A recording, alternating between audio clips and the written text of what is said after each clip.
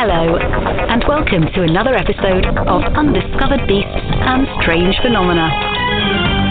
Please join our experienced and knowledgeable panel of hosts as we explore the great mysteries of our time: Bigfoot, UFOs, ghosts, and unexplained phenomena.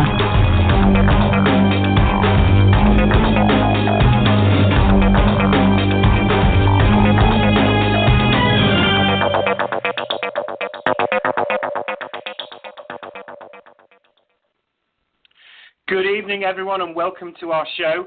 Tonight, Mike and I are joined by author, cryptozoologist, and he also has an excellent band called Gourd Town. He's a man of many talents, notably as a journalist. It's Lyle Blackburn. Good evening, Lyle, and welcome to the show. Hey, guys. Thanks for having me. Oh, it's our pleasure. And obviously, Mike and I know Lyle. We both consider him good friends. So I'll declare my bias straight away, and I like Lyle. So there's no point. I'm not going to give him a hard time in the questions, but I am going to ask him some interesting points that I've been researching about his new book, Momo: The Strange Case of the Missouri Monster. So, Lyle, first of all, let's understand a little bit about this. So when did this first come into, this Momo story, first come into public consciousness? What happened? Well, it was first publicized in July of 1972, and on July 11th, three kids in this little town called Louisiana, Missouri, which is on the very eastern border of Missouri along the Mississippi River. They lived kind of on, there's a wooded area, a big hill that backs up to their residence, and two of these little boys were out there playing, and they looked up and saw this big, hairy, bipedal creature standing there staring at them. And, of course, they screamed and started running towards the house. And then their older sister, Doris Harrison, who was 14 at the time, looked out the window, and she also saw the thing. And this is in clear daylight, no question about it. And, through various, they called the parents, and the parents came, and stuff like that. Word got out, and that quickly made the newspapers.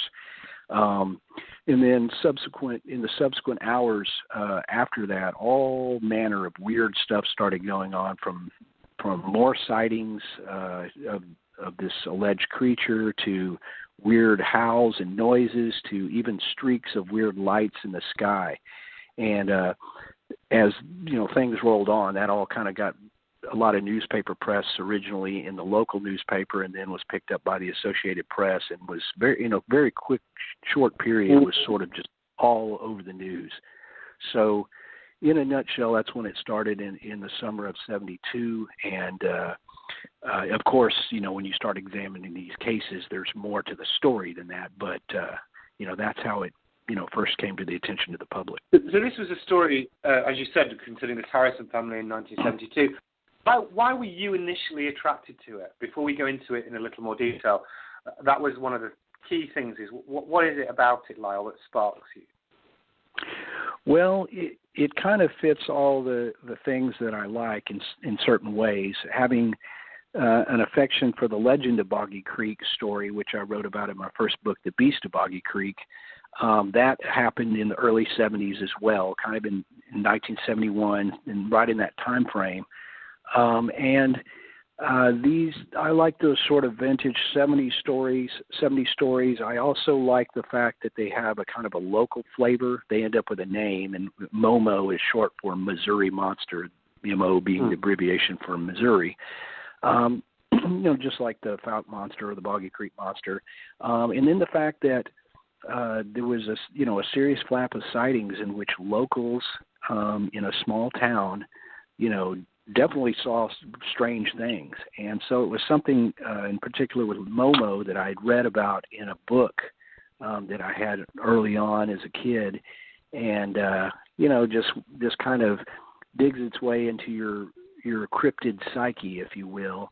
And now as an adult and doing this sort of more seriously research, I'm like, I want to know what's all about the Momo case. What's true, what things weren't publicized, And so like I've done with the other books like Boggy Creek or Lizard Band, I went to the town, I started digging up everything I could find on the case, and so it's kind of a rewarding thing because now I can really explore that and of course turn it into a book. Yeah. So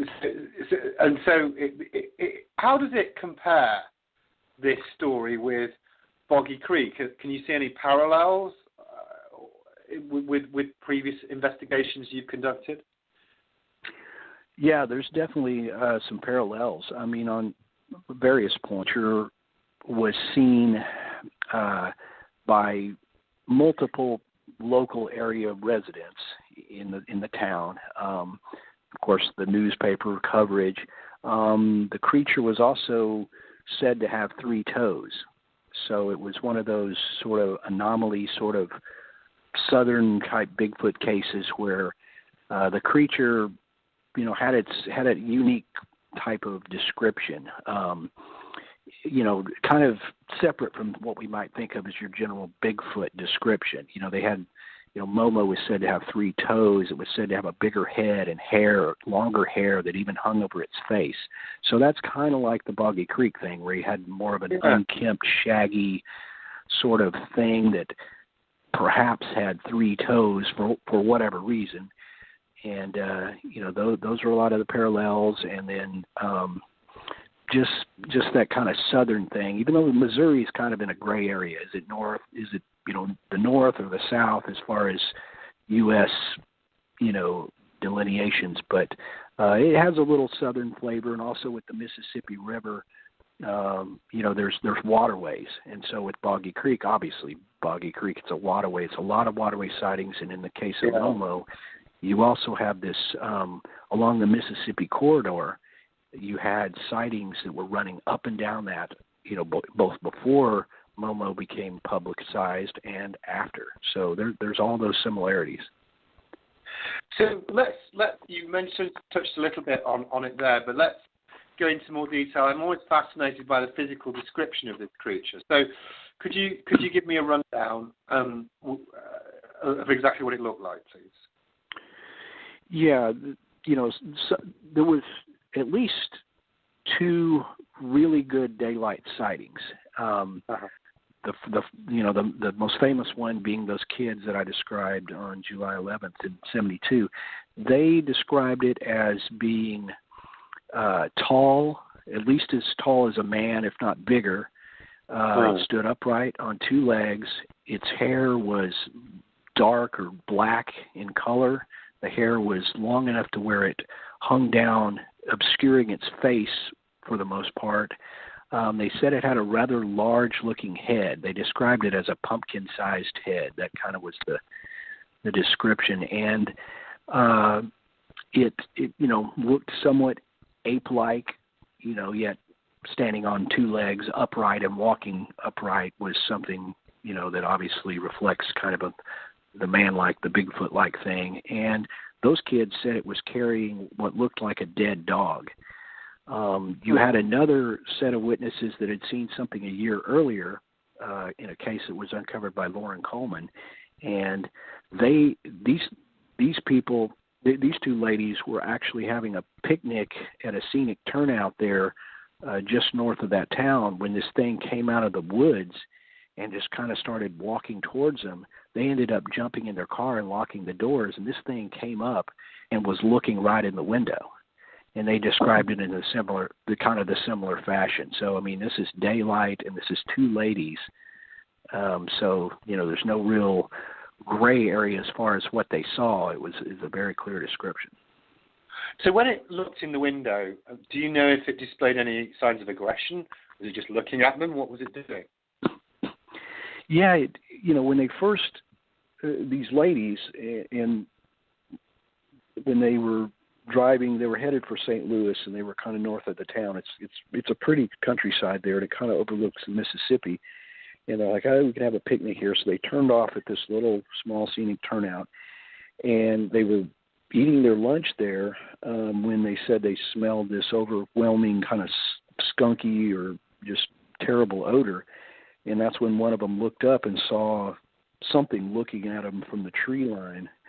And as, they kind of looked, and it looked at them, and it kind of started walking out of the trees. And, of course, they panicked. And when they went into the car, the thing actually, it didn't run at them, or it wasn't that aggressive, but it did keep approaching. And it wasn't until one of them honked the horn that the thing kind of jumped and then scurried off back to where they were eating. They said it grabbed one of the sandwiches, shoved it down its mouth, and then it ran back into the woods. So it didn't seem to try to attack them, but it was obviously frightening, and it wasn't really scare them until they honked the horn. Did it run on 2 legs or 4 legs when it ran away? Obviously, out of this sandwich, did it run away like that, or how did it move? It was on 2 legs the whole time. You see, what I might say, and I'm going to put this to you. If I was skeptical by disposition, I might say, well, what those 2 ladies saw? They saw a homeless man who lives in the swamps or something. What would you say to that? Well, good points and good things to bring up. I think, in my mind, there's no swamp down there, and there are river people that live along that area, but they were, quite certain that they were sure. They looked at it. It was covered in hair, more of a ape-like nature. And if you look at their descriptions, they literally describe it as it looked like, kind of like an ape. And so, I can pretty much, you can pretty much rule out that they didn't see even like a hairy, scruffy, unshaven, homeless person. Yeah, in my mind, it kind of comes down to 2 things. It wasn't a hallucination. Therefore, if they saw it, it was either some sort of an unknown creature or a person in a really good costume. But the costume would have had to have been so good to fool them as they're looking at it in clear daylight out of a car. You know what I mean? Like, and they didn't come back and say, somebody came out of the woods dressed up, in this scary costume. It was, this thing was an animal and ape-like. So just taking their report at the value, and they were so frightened they reported it to the State Highway Patrol once they got back to St. Louis. I'm pretty sure that they didn't mistake a person, a homeless person for this. Well, how near were they to the car, do you think? How near was the creature to the car? It was right up on it. It was right up on there. Yeah. One of the things that I read about when I was researching about Momo was this pumpkin-like head. That seems a very unusual feature. Can you elaborate on what people were seeing in relation to its head shape? Yeah, to me that's something that I can't quite, rectify just in terms of what, us 3 would normally get in sort of a cryptid report. Usually you might get somebody describe a conical-shaped head or a gorilla. Yeah, exactly. That was exactly why I was going to ask you for, the supplementary question would be, how does it compare with the known conical head reports? But you've quite rightly preempted it. So let's talk around that subject then. What's your view? Yeah, so that kind of comes back to this, and there are some drawings, crude kind of drawings that were made, and they somewhat show a larger head. Now, without having seen this thing, it's hard to say. It could have simply been, it had a lot of hair on its head, and that made the head look big. It could have had large shoulders that sort of would be a larger head than what people would think of as, a human or something. That's the one point that's really kind of bizarre, because most, every bit about the description is pretty much Bigfoot-like, except for the pumpkin-sized head. And now this is coming from, descriptions. The pumpkin size was used, I think, by the kids, so these are just what they're trying to describe it as, which is hard to tell, like, exactly how big was the head. Is it, we talking about just hugely enormous or just sort of noticeably big with enough hair that's sticking down over its face?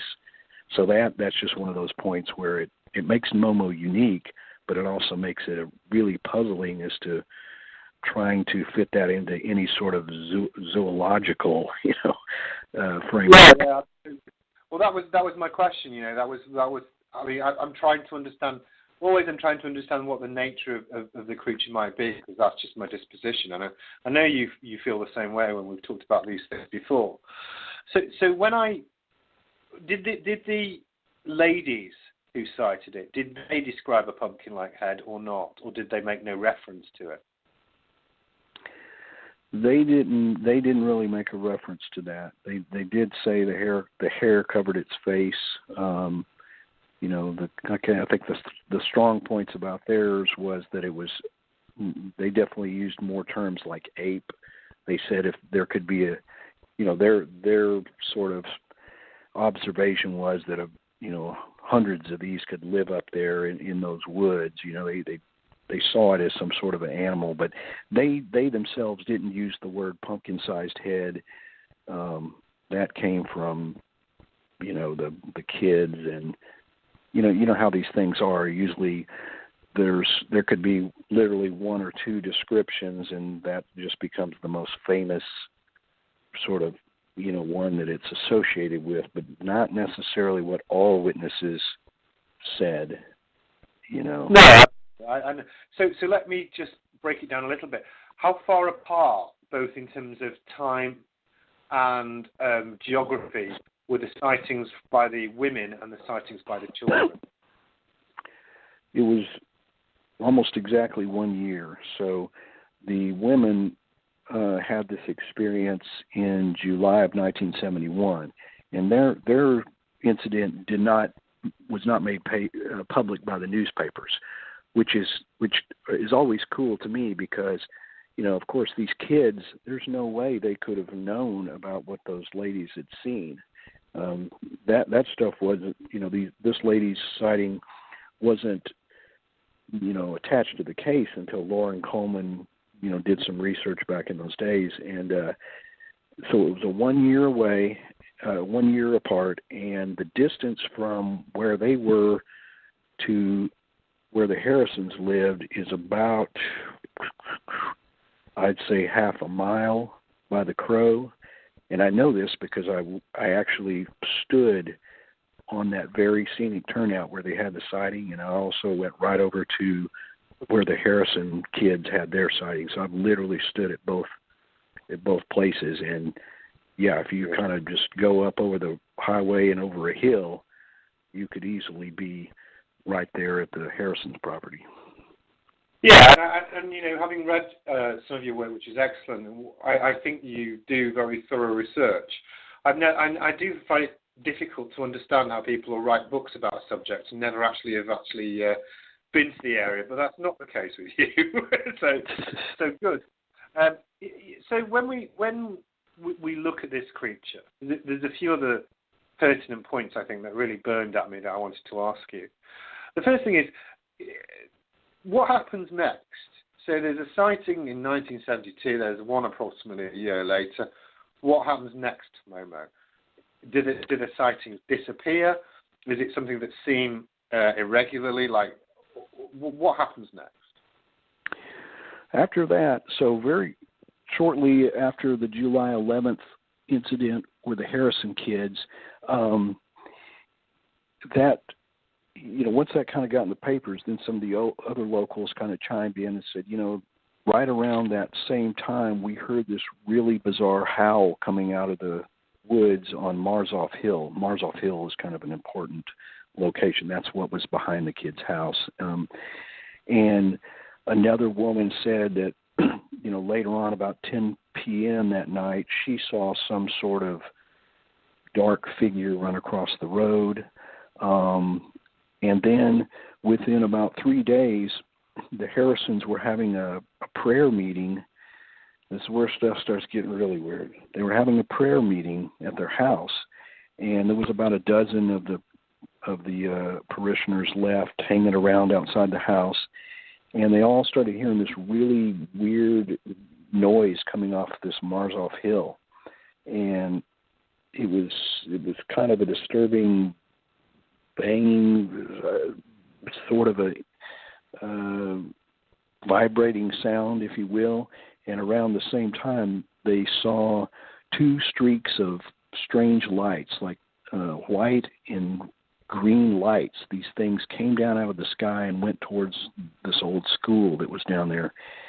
And then, you know, people started to kind of freak out, and some of them took off, and then this noise got louder and louder and louder, enough to where Miss Harrison pulled all the kids out of the house, came running out and said, "What is that noise? Let's get out of here." Because, I mean, obviously they're on edge because they had seen the creature, and now we've got some weird lights and noise. So they start driving down the... What was the noise? Sorry to interrupt, Lyle. It's just so I can set the scene in my head. What was the noise, and what colour were these lights, and what were they doing? Before we just move on a little bit, do you know? Well, the description of the noise was kind of metallic, kind of a reverberating noise. Not so much an animal noise or anything. This is some sort of a boom, boom, boom, some sort of a metallic I don't want to say I don't want to say mechanical, but almost like if you hit a like a septic tank or something. Maybe if you hit a septic tank, boom, is the best way I can describe it. Now the lights, they just said they were streaks of weird colored lights. They didn't say they saw spaceships or anything. Just simply they saw these strange lights, and the noise was so loud, obviously, that Miss Harrison could hear it inside the house. And in fact, when they started driving off down the street, all of a sudden there was like 40 people coming up the street, like townspeople, literally, who were, you know, were hearing all this and had seen some of the lights and were heading up that direction. And Miss Harrison just rolled down the window and said something like, "They're coming, run," or something, and all the people just took off running. So that, you know, stuff just got weird. And then in the following days, you had other sightings, like other people who either said they saw something in the woods on the days that followed that, or that had seen something in the weeks preceding this. So this always happens when you have something that gets in the paper, then somebody else comes say, "Hey, you know, I didn't want to say anything, but 2 weeks ago, like this farmer said, he got up one morning, he saw what looked like a hairy old man or something running through his field." But he didn't think it was a man. He just described it sort of the best way he could. So you kind of start adding all this up, and you know, people were seeing some kind of a creature, and now you're hearing weird noises and lights. Not to say they were connected, but you can see where I'm going. This is just all this. I mean, just as the month went on, stuff just got weird. Well, what else happened? Well, you know, this attracted, in those days, there wasn't so many Bigfoot researchers, or Bigfoot researchers that were dedicated purely to Bigfoot. A lot of times you'd have these weird creature sightings, and obviously in a case where people had reported seeing strange lights, it attracted a bunch of UFO investigators, like MUFON researchers, who came down there and were interested in, you know, the whole phenomenon. And I think they were kind of looking at it in terms of, well, maybe Momo is some kind of extraterrestrial.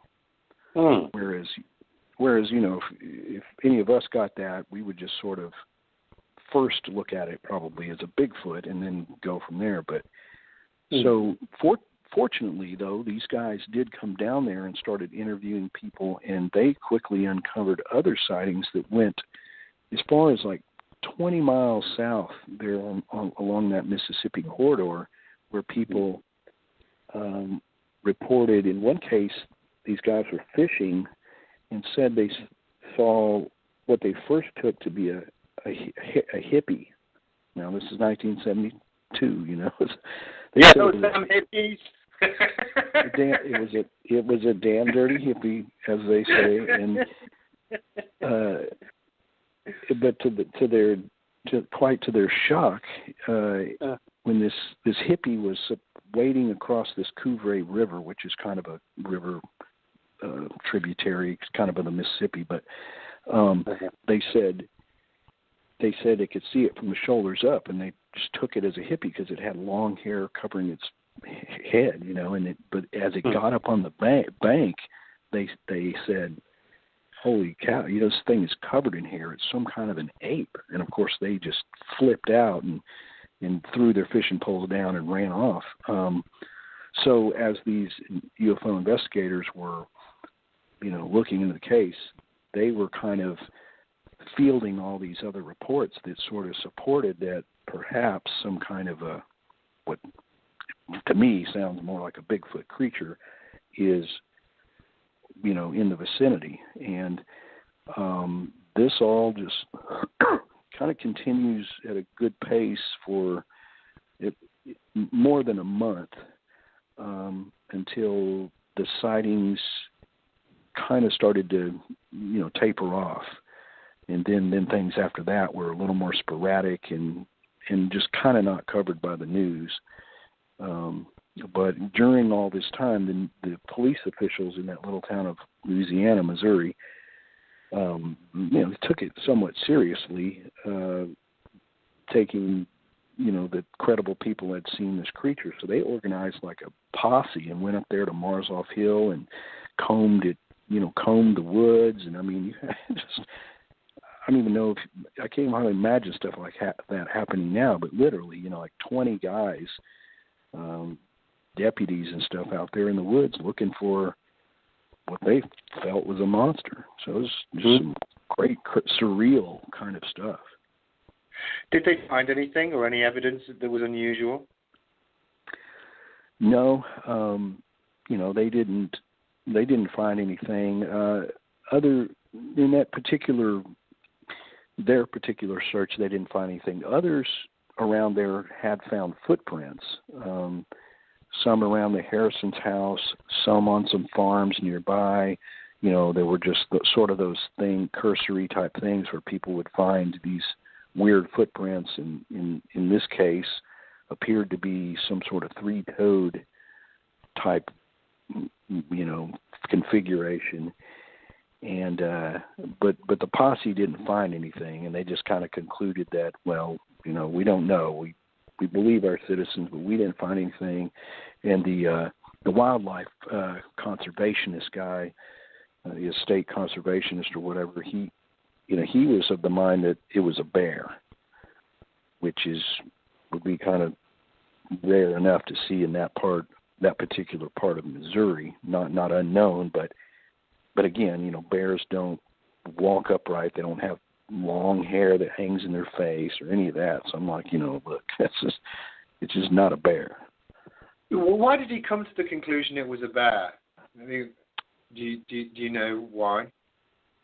Well, I mean, that's kind of, you know, I've seen this in a lot of the cases. It's almost the go-to explanation. If people see something big and hairy, dark colored hair, you know, they just, oh, you saw a bear. I mean, it's just sort of the go-to.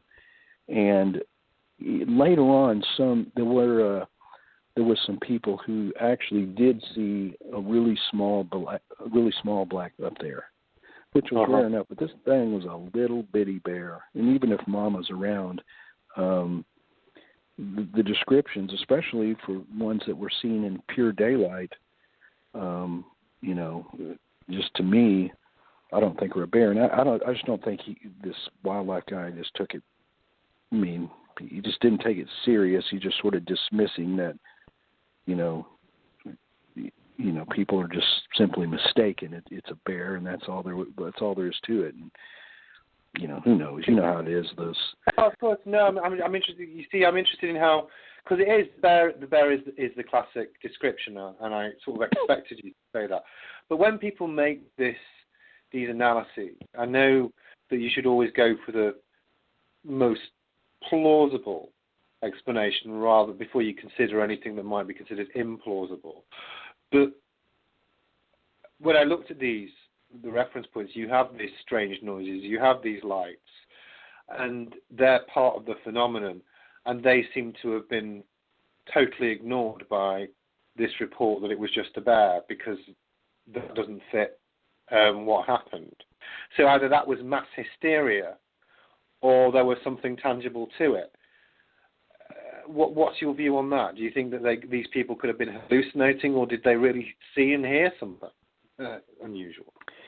Right. Yeah. Certainly, you're right. The wildlife guy just tended to completely ignore any of the other weirdness about it and just sort of stick to the one thing. And to me, the other associated weirdness, it's hard to say whether it's connected. And I think that people, I'm quite certain at least the streaks that came across the sky initially, that people weren't hallucinating. Whatever, they saw something because it was seen by multiple people.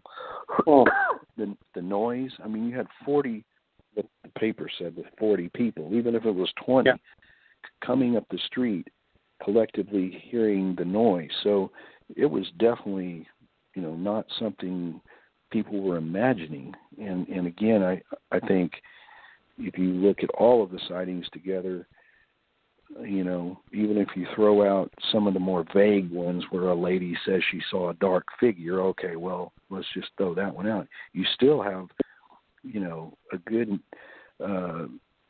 basis of sightings that, to me, I know those people saw a physical thing. In fact, I interviewed Doris Harrison, with the girl that was 14 at the time, and she just kept saying, I've defended this all my life. She just said, I saw it. It was real. I saw that thing standing there, no question about it. She goes, I can remember it.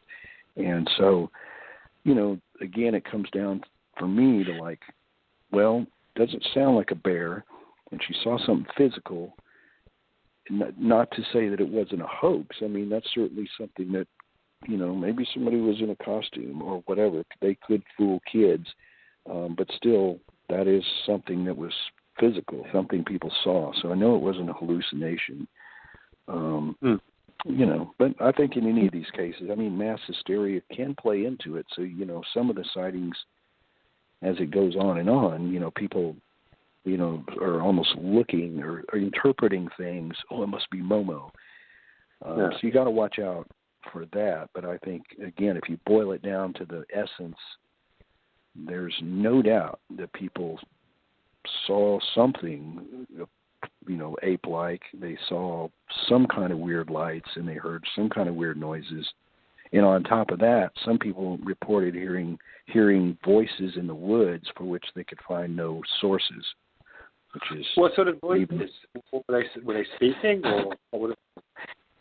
Yeah, and these things I just don't know how to explain. But there was a group of individuals up there, taking upon themselves, I guess, to look around the woods, and they heard a voice that they thought said, "You get out of here," or something like that, or you boys get out of here. And they were in a place where they think it came from this clump of trees, and when they went right to the clump of trees, they didn't find anybody or anything there. And there was another case where some people were sitting there at that Harrison property, which kind of became sort of like reporters would go there and curious people. You had a lot of people that would stay out there overnight, and they heard some kind of voices as well, for which they said, there was no people around. So, again, I don't know if that's sort of everybody's kind of on edge and spooked or what, but it just sort of added to that whole, which is why I call it the strange case of the Missouri Monster, because you got all this other weird stuff going on for which ultimately I don't have an explanation other than it's just part of the story, I guess. What did the UFO people conclude? What conclusion did they come to with their investigation about what it was? Well, of course, they concluded that, you know, Momo was an extraterrestrial, and one of the famous drawings you see on the internet of Momo, supposedly a drawing, which is really, it's kind of a short-looking, really big-headed-looking fuzzy critter. That was pulled from a UFO book. That drawing had been done before Momo. That wasn't even a drawing that was supposed to have been done to represent Momo. It was just something that a UFO investigator said, maybe it looks like this. So things got associated with Momo that really weren't accurate. And the UFO people, and thankfully, again, they did go down there and investigate it. They, of course, were looking at it through a lens of, okay, we've got not only weird lights here, later on there was other sightings of more like maneuvering lights and things over the Mississippi. And then you had, during that same time period, if you look at Illinois, which was right across the Mississippi River, there was a bunch of weird UFO sightings over there in that same time frame. A lot of weird stuff, you know, going on in the 70s. And, you know, these UFO investigators were obviously, you know, well-versed on what had been seen here and there, and they felt that Momo could have perhaps been a creature that was let go from a craft and running the woods and all that. So that was kind of their angle, though. Although one of them later on kind of backtracked and said, you know, really, I kind of think it might be some sort of, you know, anthropoid or ape or something, you know, kind of more Bigfoot-like. So that was kind of their conclusion of it. And in fact, a lot of the source materials for the story I had to find in flying saucer magazines and stuff. Yeah, even though sure. you've got reports of what, to me, sounds simply like a southern Bigfoot crossing a river, you know, it's listed in this flying saucer magazine. And luckily, somebody recorded this information, or else those sightings would have been lost. But you know, to me, those just sound like Bigfoot sightings. So the next question that follows on, I think, from this is when we've set the scene and we've understood the descriptions and what their conclusions were at the time. What's happened since? Did Momo disappear from then on, or are there regular, frequent sightings still? In terms of that small town, you know, you had the flap of sightings which spanned, you know, roughly from 1971 through the flap in 72 for a month, where there was a lot of stuff, and then after that, it was sort of like 3 or 4 months would go by, and then something would happen.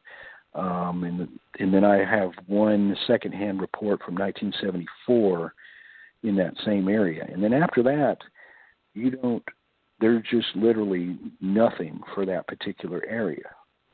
But of course, like any of this, if you start sort of, you know, opening up the scope, you find there's just a steady history of Bigfoot sightings in Missouri and Illinois, because it's really pretty much, I mean, it's very close by.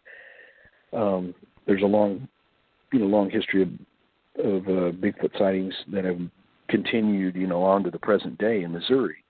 It's just that in the case of the Momo, or the town where it was associated with, that was a very kind of a year, a little more than a year's worth of stuff, and then it just sort of dried out. One of the things I wanted to ask you about when I was reading about Momo, you know, obviously we talked earlier on about the parallels with Boggy Creek, which you've written about before. you inevitably must, and we must try and work out what it is. Do you see, before we come to that obvious question, do you see any parallels here with Momo than other things which are, let's just say, of an unusual and or possibly non-physical nature? For example, Mothman.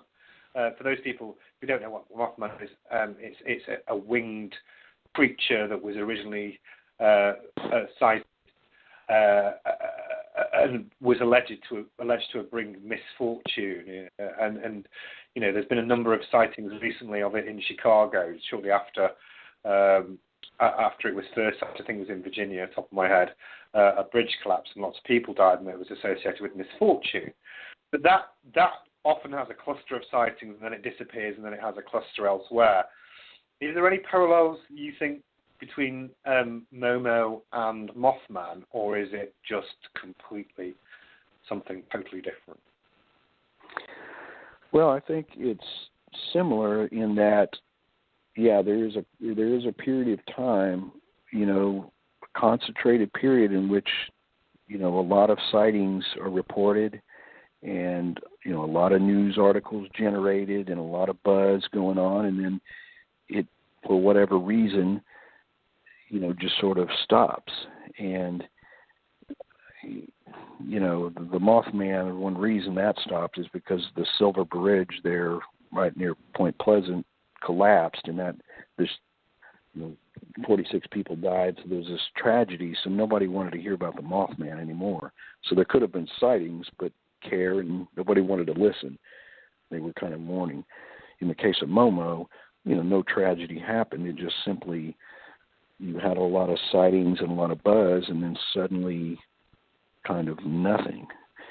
So yeah, in terms of that, and you can look at a lot of cryptid cases. The Lizard Man, which I wrote about from South Carolina. Yeah, what I was going to ask you about, this cluster of things that just disappear. You often write about them. Yeah.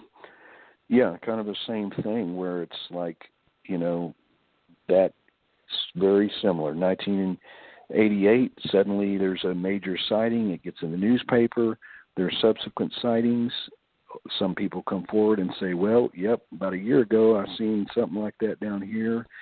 That gets on the record, and then for, you know, a year after, there's sporadic sightings, and then it just sort of is gone. And so, you know, I don't know if that is indicative of mass hallucination or if it's indicative of, if it is an animal. Animals don't stay still. They go where they can't, you know, where they need to survive, or where they follow the food. So, I mean, if, you know, you could have a cougar that people see, you know, on a periodic, you know, basis somewhere, and then it's never seen again. I mean, you know what I mean? Animal patterns.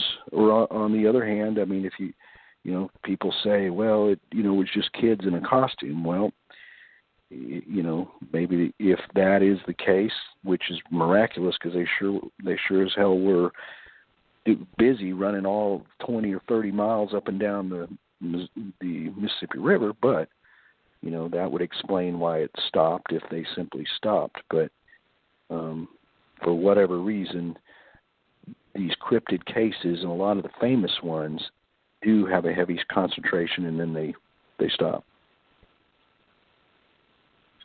Interesting. I mean, when we think about this creature, what's your own view on it, Lyle? What do you think now? You know, you're now the expert on Momo. What is it? Well, you know, of course, that's the golden answer in all of these cases, and cryptids in general. You know, to me, you know, without giving too many spoilers, I suppose, for the book. I don't want you to add to it, but I want people to go and buy Momo, The Strange Case of the Missouri Monster off Lyle. So don't give us all your spoilers. Just give us a hint. How about that? Right. You know, I think that if you look at it in the context of strange hair-covered bipedal creature sightings in that area over a long period of time, it it does fit in with that, and it's not, it's not as easy to explain it away as simply a hoax or whatever. Ultimately, I don't rule out that could have been done, but usually when somebody says something that, it's just my cousin in a suit, they usually don't know anything about all the other sightings that occurred. They don't know that these ladies saw this, right outside their VW Bug at, 2 or 3 feet away and could well recognize a costume if that's what it was. So for me, it's always an open-ended mystery. I can't quite reconcile all of it, but at the end of the day, there's no doubt that people saw something and strange things were going on, and the mystery still lingers. And to me, my books are just as much about the culture that these creatures have created. The Momo's famous. You type in, Falk, Arkansas, Boggy Creek Monster comes up, or you type in Missouri legends, and Momo is there, and it's like it has an effect on the town, the people, the stories. The thing becomes famous, debated, and blog posts about it. And I love to go to the areas. I love to research and find the full story and kind of write about the investigation. So the investigation into these is just as fascinating and compelling of a story as it would be if I had some miraculous way to prove that it was, a cryptid or whatever. But yeah, at the end of the day, I'm kind of split between, just what was it? But there's no doubt people saw something. Yeah. So widening the subject out slightly, but it's still linked. Where do you stand on the big debate within the Bigfoot community? Obviously, Bigfoot isn't just an interest of yours, it's one of the cryptozoological subjects, but where do you stand in relation to the Bigfoot? Is it a paranormal creature, a real flesh and blood creature? Is it connected with UFOs? What is it? Well, to me, I've always stuck to where I started with this, and that's looking at it as a flesh and blood creature, some sort of ape-like, hominid or something that has, miraculously evaded, capture or discovery this entire time. And I understand why people, especially the more you look into it, kind of come up with more extreme theories, such as, they're interdimensional and stuff. And I don't knock anybody for throwing whatever theory they like out there, because at this point, we're all just sort of trying to figure out the mystery. But people don't take into account that animals can do amazing things. I mean, they are masters of their environment, of the forest, their hair and their camouflage, just the patterns in their hair. And this isn't chance. This is designed to make them blend into the woods. And animals can be standing very close, and unless they move or you happen to look, you will never notice them. And I think that whole sort of paranormal stuff doesn't give enough credit to what animals, especially one that we may assume is more intelligent than your average animal that may want to remain elusive, could actually do, even though it's, terrestrial. And the UFO thing, I don't. And let me say about the paranormal thing, if they're popping in and out of dimensions, why are Bigfoot always sighted in places that make a lot of sense, like in heavily wooded areas, in places where there's lots of water and swamps? If they were popping in and out of dimensions, I might look out, I might be driving down the suburb, and all of a sudden I see one run across the concrete. That it just seems predisposed to where they're sighted. But and then the extraterrestrial thing, again, no one, like in the case of Moen, people were connecting these things, but nobody ever saw the thing get off of a craft. It's just pure circumstantial coincidence going on with not even an anecdotal connection. No one said, well, I saw a spaceship land and then Momo got off. So the assumption that it's a outer space creature is even more of an extreme than just saying, well, maybe it's a Bigfoot, So I just still operate kind of on that, just at the bottom basis that the cryptids, in general are flesh and blood and strange animals, and until I guess can prove or know different, then that's where I stay. And I understand that. I mean, one thing that I'd ask you, because of what you've written about before, is when we look at some of the creatures you specialise in, we talked about it earlier on, there's clusters and then they disappear. I mean, what did you think Lizard Man was? It doesn't seem to have it wouldn't necessarily have an evolutionary pedigree, yet people are seeing some sort of lizard-like creature. How does that fit? What did you reckon? You're an intelligent guy. How did you reconcile that? I'm just really interested in what you have to say. Right. Yeah, that one's much harder to explain in terms of biological possibilities. But for me, one thing that I noted was that if you read the descriptions from the witnesses, and in some cases I had actual police documents, affidavits, things written by the witnesses themselves to look at. When you look at those, they do not describe kind of what the newspapers often led you to believe. The news would have a cartoony-looking lizard man with a tail and an alligator-looking mouth and all this stuff, which is just like, what the hell is that? That's not what people described. In a lot of cases, they said it looked kind of scaly, but they weren't quite sure. They weren't sure if it was green or brown. It was just a huge, dark figure. And in a couple of these police reports, the persons literally said it looked like a Sasquatch.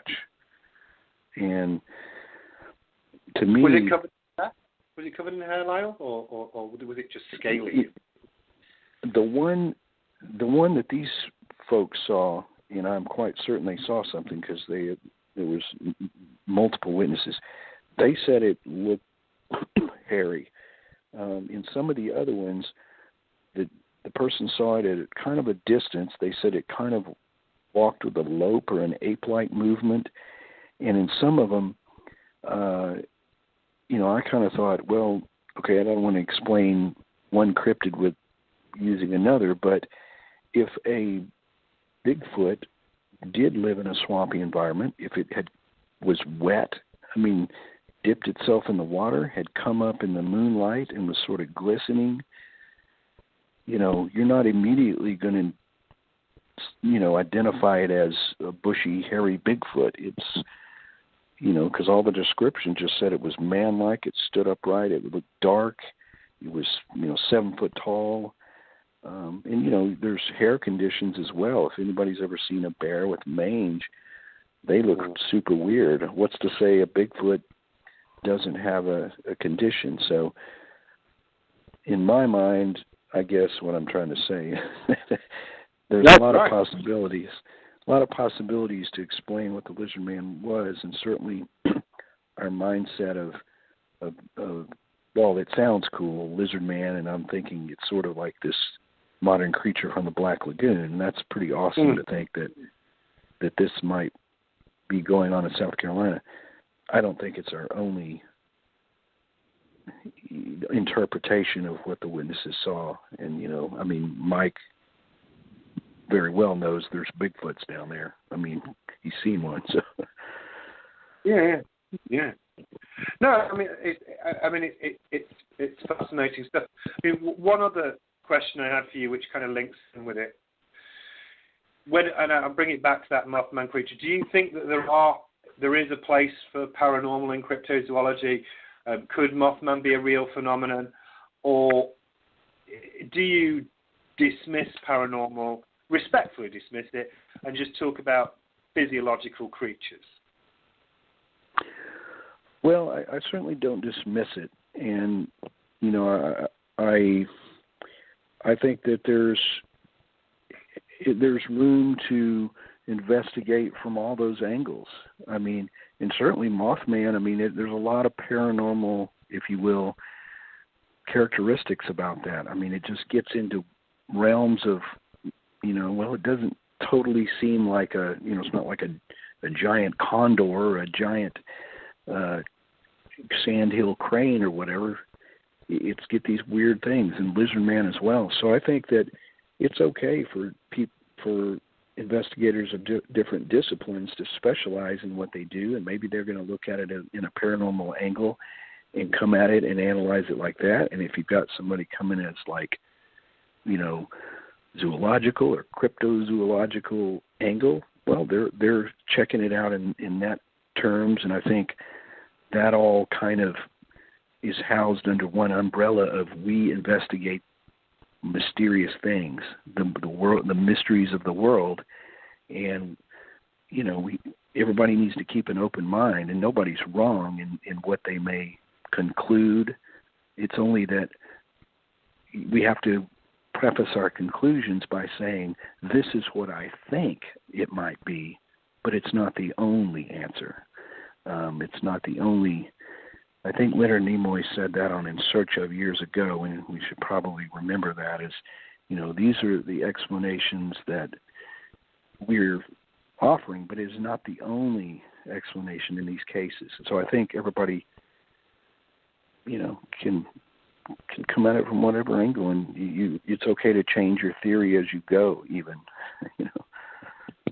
Yeah, and it's okay to say I don't know to something.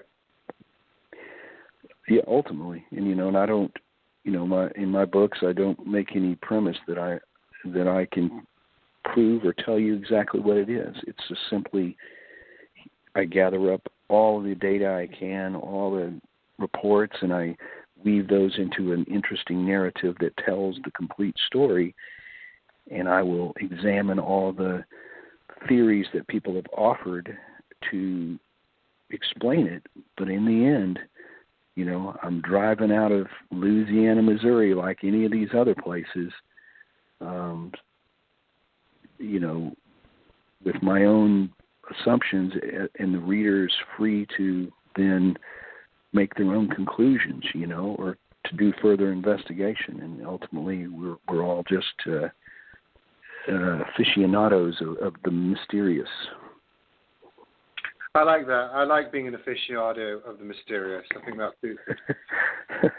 I just made that up off the cuff. No, it's good. It's a good tagline. I want to come into that as a theme tune, like boom music. Aficionado of the mysterious. Very cool. So that is Momo, The Strange Case of the Missouri Monster, Lyle's book. How can we get your book, Lyle? Well, you can find it on Amazon, and that comes in the paperback form and the electronic ebook Kindle version.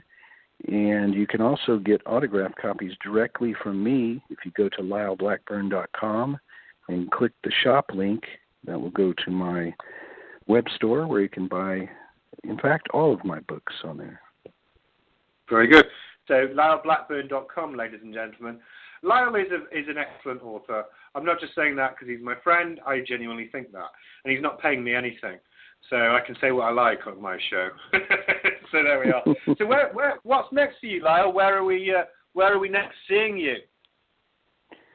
Well, I've got a lot of events coming up here, you know, just the spring sprawl of Bigfoot conferences, and I'm doing some book signings at libraries. I'll see you at the Southeast Texas Bigfoot Conference in April. I work with Small Town Monsters that does the documentary film. So, in fact, tomorrow I will be laying down the narration for a new film called Terror in the Skies. And then we are going to start working on a Momo documentary movie, which will come out next October. So lots of fun stuff coming up. You're going to be a very busy man. Well, it's been our pleasure to have you on the show tonight. It's been a real treat. Once again, Lyle Blackburn, thank you very much. Absolutely. It's always a pleasure, guys. Thank you, Lyle. That's it, ladies and gentlemen. Again, marvellous show, marvellous guest. We'll see you again very soon. Take care. Good night.